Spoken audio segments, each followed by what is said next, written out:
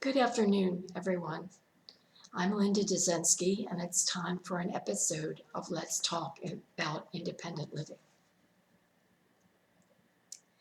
I call this episode The Case for Equality, and I'm going to read it. I started journaling when I was a teenager. I've always had deep and serious questions rolling around in my head. It's true what they say about writing. It helps exorcise the demons.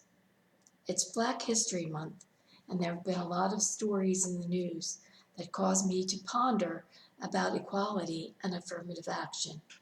And this week, I Googled the question, what is the difference between racism and ethnic cleansing?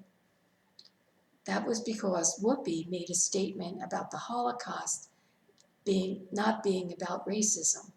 Sorry, Whoopi, you're wrong. The Holocaust is about racism in its worst form, genocide. Last week, I was under the weather, so I did not do a video for YouTube. I did send out a link to a blog I wrote about affirmative action. I was inspired to write it when the Republican from Mississippi named Wicker said that there should not be a Black woman on the Supreme Court at a time when the court would be deciding cases about affirmative action. My immediate thought is, yes, that is exactly when there needs to be minority voices at the table.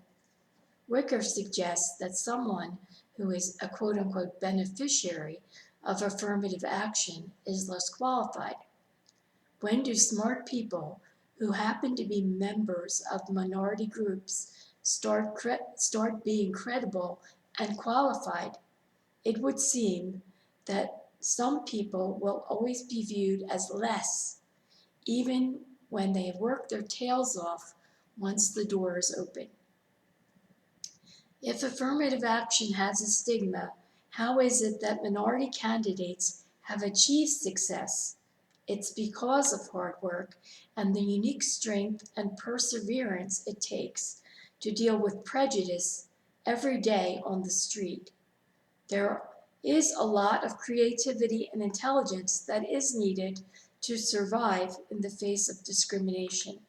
Credit must be given to life experience.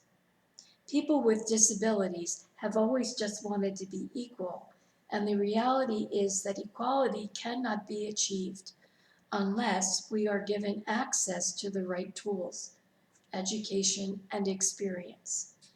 Some of us need access to accommodations to be able to not just be there, but to participate fully.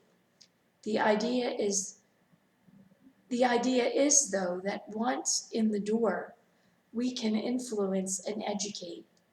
Until such time as we have enough integration in the world that